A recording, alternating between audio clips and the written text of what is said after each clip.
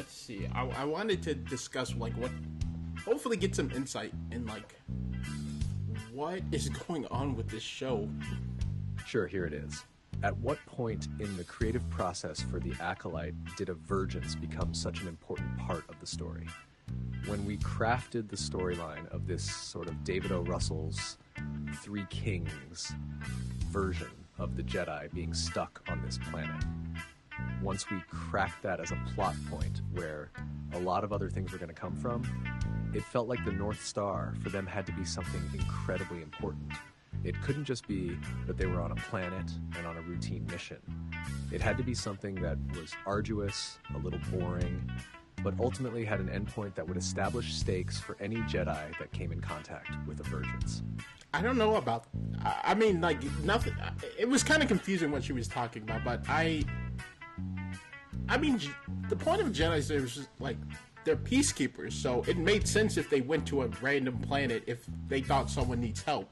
Especially probably around this time, I would assume, but this, I in my opinion, I guess is fine. It's kind of confusing how she worded it. It kind of just seems like nonsense, but I guess that part is fine. Oh, it keeps going. Once we broke episodes 3 and 7, we decided that Brendok had to be a location of a virgins for a couple of different reasons. One was for the motivation of the Jedi in terms of their mission and why they're on Brendok in the first place. We also felt it was very important that the witches had found that planet, because their power alone would not match an outside threat. They would need to have the augmentation or the amplification of a virgins. We did not want the witches to just automatically be as powerful as the Jedi. The witches needed to feel like a nomadic community that had finally found a place that would not only give them shelter and protection, but would also grant them more and more power and control over their abilities. My backstory for the Witches of Brendok and where they are is that Torben mentions it's an old mining company. So I sort of imagine that it's a little bit like John Carpenter's The Thing, right? There are all these miners there, they were drilling, they found something, and then everybody was gone. And the next thing you know, 50, 60, 100 years later, this coven moves in. A couple years after that, the Jedi start to move there. It's almost like a magnet that's pulling these characters toward it. There are a lot of different narrative reasons to put it there, as opposed to after the fact of, oh, also let's explore this cool aspect of the Star Wars vocabulary. Why didn't she show that? Why didn't she show the miners? Why are we getting the backstory here? Like, the most important thing about films is, like, you show what you're trying to portray. You show it. You show it. Like, she's giving all this backstory right now, and instead of showing it into the show, I don't know why this is. Like, how are we supposed to know that this is where miners were? Sure, here it is. A virgins can hide force-sensitive people. Is that the reason that the Coven chose that planet? I ask because I want to know what came first. They found the planet, they moved there, and then decided to create the girls. Or they moved to Brendok specifically to create the girls. Headland. It's a really good question. It's also a backwards question because we haven't confirmed that the witches created them. What? Fair enough. But yes. Obviously, yes. It's intimated strongly that's what happened. What? I believe that the former is true for the Coven, and the latter is true for Anasea. I think Anasea, not unlike Vernestra, they are these very compelling leaders that have very intense senses of foresight. And Anasea was always thought of as this religious figure that gained followers more and more as she moved out into the world. So, for her, I think she always sort of knew that she needed to settle somewhere in order to bring to fruition. Not a grand scheme, but what the next step of her journey would have been, the height of her powers. And I think she also knew that at some point in utilizing the extent of her powers, that her destruction would come pretty soon after that. Vernestra's having a similar experience of something will tip the scale. She's understanding they have this destiny. They believe that they have the destination spiritually. Vernestra is putting the pieces together for herself, that this is it, this is what's coming. Not unlike Anasea, what's coming is going to be the fulfillment of that particular destiny. What was she even talking about? She was just asking what came first, the girls or the planet. She didn't explain she didn't even answer the question. what is she talking about? And this whole part of it's also backwards questioning because we haven't confirmed that the witches created them. What? Hold on. I carried them. I created them. So, what was she talking about? Like, how are we, as the audience, supposed to understand that this isn't right? Sure, here it is. Here we go. Virginses have played an important part in Star Wars since the original trilogy, even if not everyone is familiar with the term.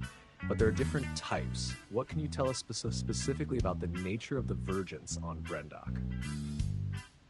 Headland. This was very important to me, Dave Filoni, and to Pablo Hidalgo, that the girls are not virgins. The girls themselves are not virgins in the Force. They needed, again, however they got here, the act of creating them was going to need amplification. Therefore, we came around to the decision that the virgins was on Brendok, and that it would remain mysterious. So that way, if we went back there in future tellings of the story, we could uncover a little bit more about what is actually there. It was important that this type of virgins was a natural one, as opposed to within a human being or an alien. What are you doing? You just said, therefore, needed again, however, how they got here. The act of creating them was going to need amplification. You just said that you didn't confirm how they were created. Then, in the next literal question, you said that they were created. So how are we supposed to know? What is the story? Were they created or were they not created? Going back and forth right now, and it's not making sense to the average person. You're trying to explain these things outside of the show, and it's like you should have put all this in the show.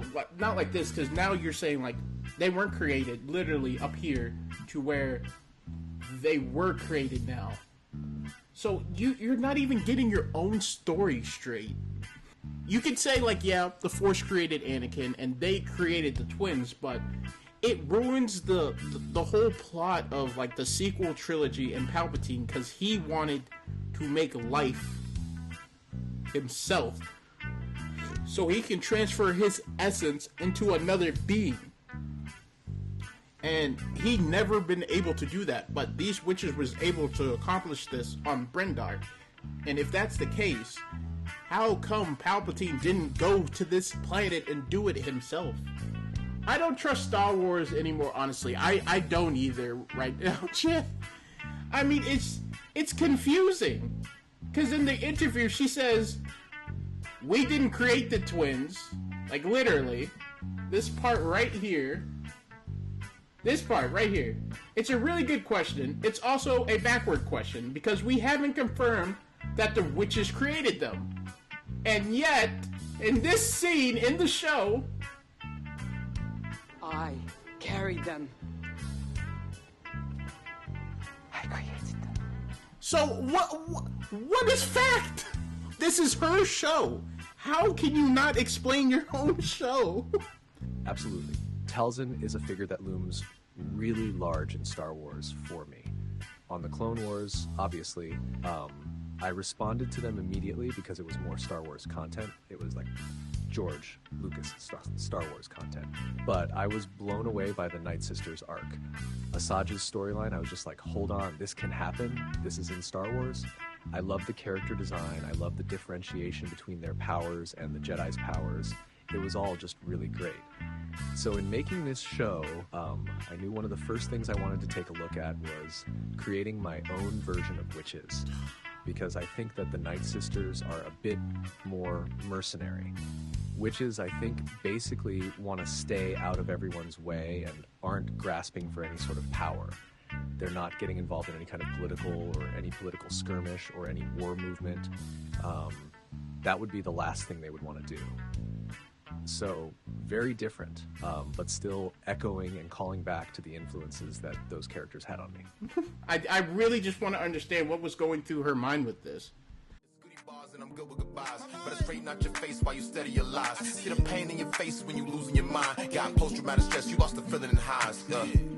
See the horrors of war. If you saw someone dying, would you open the door? On my job, highlighting the core. My words bless you, yes, you feeling annoying. Everybody wanna ramble, they don't get to the point. Your girl like a clown, I just hit her with